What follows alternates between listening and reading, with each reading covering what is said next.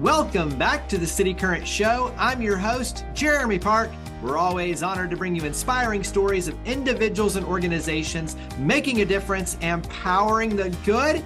And in this case, we're talking all about adoption.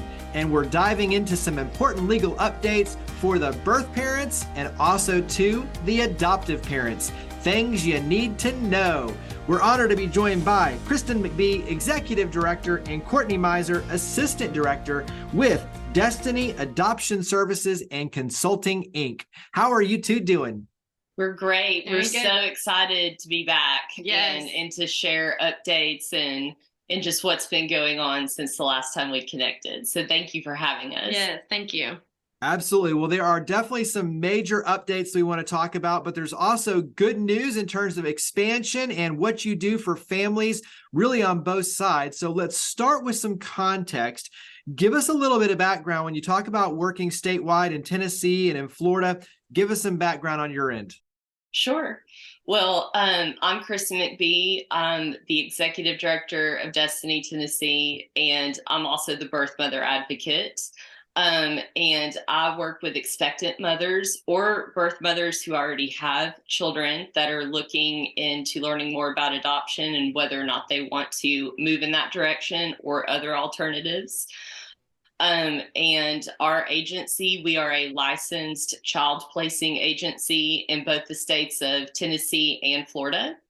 And Destiny Tennessee also has a secondary license that is a child abuse prevention agency license. And that is what we operate Destiny Community Care under that license, but it all falls under the umbrella of Destiny Adoption Services and Consulting, Inc.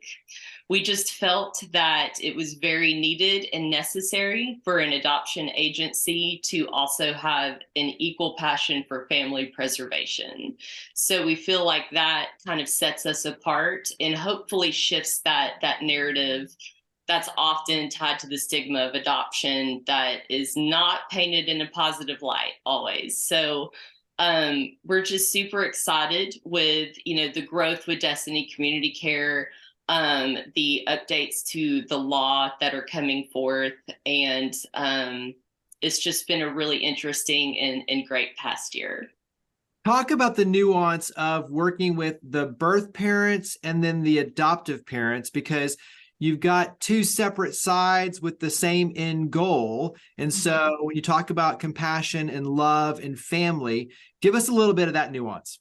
So it's very important that each party has their own advocate and representation so that voices are heard on both sides. It's very important to us, and why we choose to have separate advocates for birth parents and adoptive parents, because both voices are very important to us. And so that's why we do it that way. Not every agency is like that. And it's just very important that we know that both adoptive family and birth families are represented and heard. So let's go ahead and dive into the important updates, and then we'll kind of weave our way through from there. Let's start with a little bit of the background in terms of the timing for the updates and kind of where we are. And let's start with the birth parents. So we'll kind of start on that side, and then we'll work our way over to the adoptive parents. But let's go ahead and dive into the legislative updates. So the laws that we are about to touch base on went into effect on July the 1st, 2023. We actually found out on June the 30th. And our attorney is incredible, and he sent us an email with the relevant updates, because there are actually more laws that have changed beyond what we're going to speak about today. But these are the laws that directly impact us as an adoption agency, and also what I would consider to be groundbreaking for the state of Tennessee compared to the laws that we were operating under prior to July the 1st. It's just mind blowing.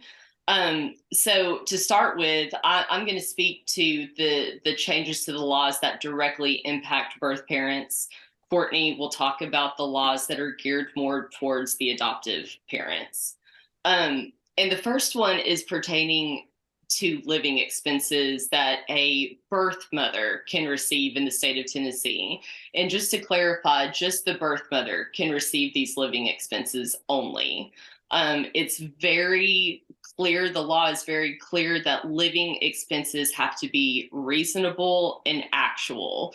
So it can't be like, I want to put down a deposit for a apartment that I would like to rent 3 months from now. So it has to be pertaining to what your expenses are now. And that is housing, utilities, food, transportation, and maternity clothes. So I'll just state that the previous law dictated that those living expenses could not begin to be distributed until the beginning of her third trimester, up until 6 weeks after the date of birth. So right now, we are now operating under the changed and revised law that her living expenses can be covered throughout the entire duration of her pregnancy, up to 3 months after she gives birth, from the day she gives birth. That is groundbreaking. Mm-hmm. We were very limited for our mamas who were homeless that came to us in her second trimester, even her first trimester. We were constantly having to look for resources. Shelters are not the answer for them. They're not going to go to a shelter. And so our hands were really tied. It really limited our ability to truly help them to our full capacity as an advocate and an agency. So this law is just, it's huge. Mm-hmm. It's absolutely huge to go from only the third trimester to 45 days or 6 weeks after birth to now the duration of her full pregnancy, up to 3 months after she delivers. And to be completely honest, I don't even know of another state that has 3 months of living expenses covered from the date of her birth. I'm sure there is one. Off the top of my head, I don't know of one. The state of Florida, where our sister agency is, it is also up to 6 weeks after birth only. So this is huge. This is huge for the state of Tennessee. And so that's the first law that was radically altered and revised. The second law that was changed is in regards to when the birth parents can go before a judge and surrender their rights. The earliest time at which a surrender may be signed by the birth parents is upon the birth mother's discharge from the hospital or 48 hours after birth, so whichever is sooner. The previous law stated that the birth parents could not go before a judge to surrender their rights until the 4th day after birth. So now they're able to go and surrender sooner than what the laws allowed them to previously. And then the third law that significantly changed for birth parents is the time period for birth parent revocation. Now, my understanding of this law is that I think we're still going to operate under the premise that 3 business days is the term of the revocation timeframe. That is the old law. However, what this new law states is that the time period for birth parent revocation of a surrender could be reduced from 3 business days to 24 hours if she is represented by an attorney. All of our birth parents are represented by an attorney. It is optional. We highly encourage it. It's of no cost to them. We want an attorney to advise them of their rights and understand. I mean, it's a huge decision to make. I don't need to be explaining that to them as a social worker. An attorney does. So that reduction from 3 business days to 24 hours, that reduction is discretionary with the judge and probably will not apply if that 24-hour time frame runs on a weekend, because those aren't business days. So that's incredibly huge as well. Mm-hmm. I mean, because you're talking about, that's a lot of time of sitting in just heaviness of the decision that you made.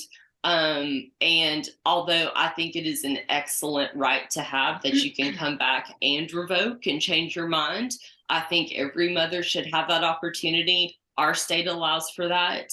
Other states, I mean, once you sign that dotted line, you can't change your mind. There is no revocation time frame. So those are, in my opinion, those are the three biggest laws that were revised and changed in the state of Tennessee that are very positive for the birth parents. Yeah. It's awesome for them. So. Well, and switch over then on the adoptive parent side, talk about some of the important updates there. Sure. So the first one that we have is it actually does benefit the birth parents, but it affects the adoptive family. So previously, the law stated that the adoptive parents could cover counseling for the birth family for up to a year, and that is now changed to up to 2 years. So that's wonderful because a lot of our mamas don't really start to process this, in that first year. So that's a huge development for the birth family, but also, it impacts the adoptive family. Another law that changed is, so there's a waiver for finalization. And in the state of Tennessee before, it was a 6-month time frame that the child had to be placed in the home of the adoptive family before the adoption petition could be finalized. That has now changed to 3 months as long as the child has been in the home for that length of time, and as long as those final post-placement reports are submitted to the court in that time frame. And I do believe that this is kind of what Kristen was saying, that it's up to a judge's discretion on whether or not that will be acceptable. And that impacts our adoptive families because, before they were waiting 6 months to finalize their adoptions. So that's pretty huge. And I do think that a lot of judges will be inclined to sign those. If you show good progress in the home, I think that will probably happen. But again, up to their discretion.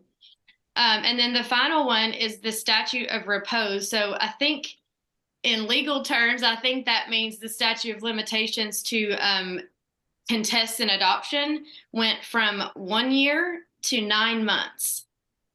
And it can be challenged for a various number of reasons, but those are out of my scope of practice. But now that's no longer a year, it's 9 months. So that does affect the adoptive family in a big way as well. And that may not seem like a big change, but for the adoptive family who could be on pins and needles, like those 3 months, that's three less months that they have to sit there and be concerned that somebody could come and challenge it.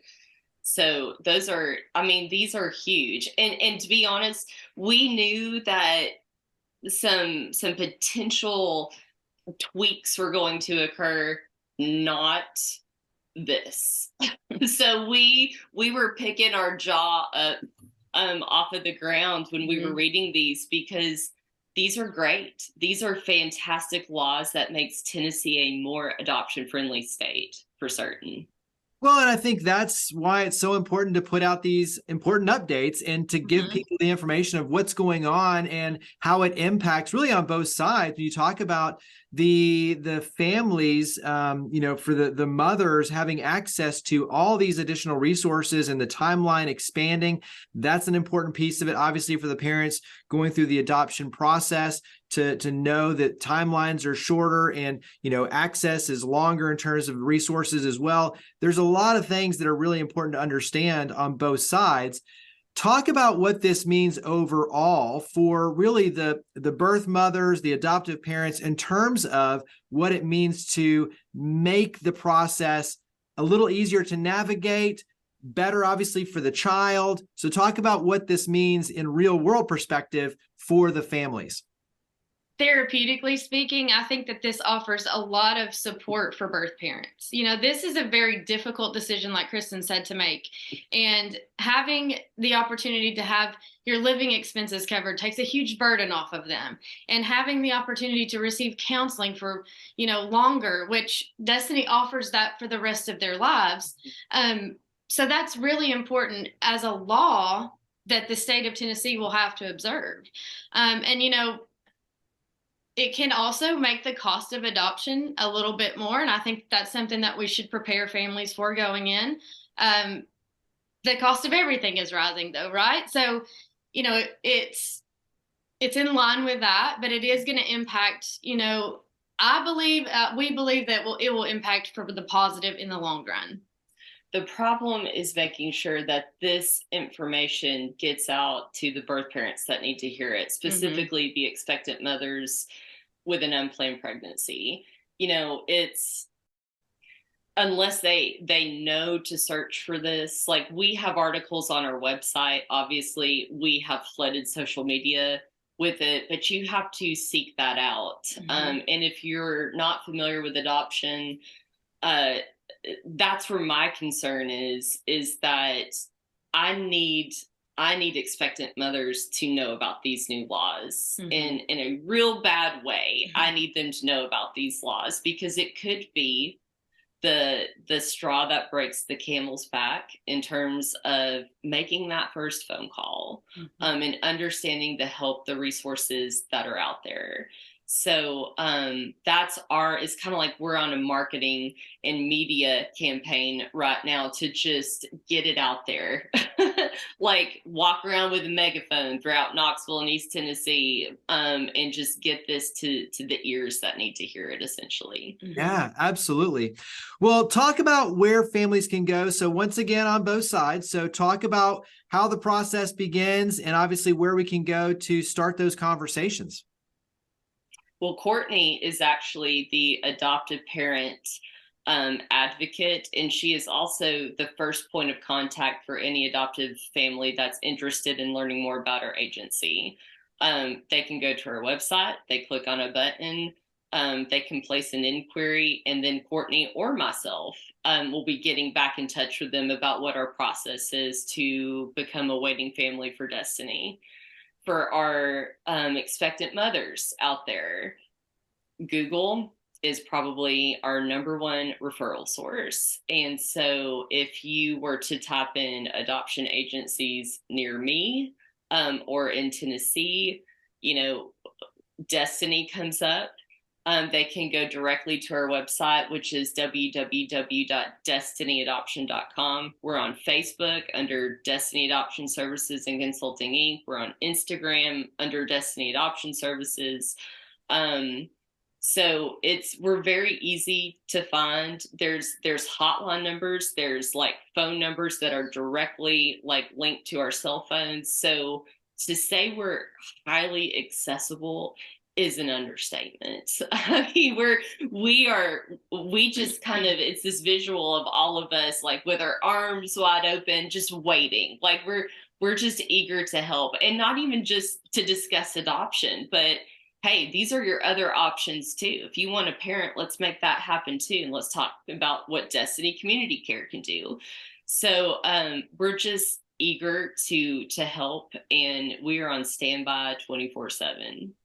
And that's an important piece of the conversation, is that you're just here to help. And I love that aspect is, we're going to point you in the right direction. We're going to help you navigate this process, and we're here to help. And so once again, the website, destinyadoption.com, easy place to go and learn more. Destiny Adoption Services and Consulting Inc.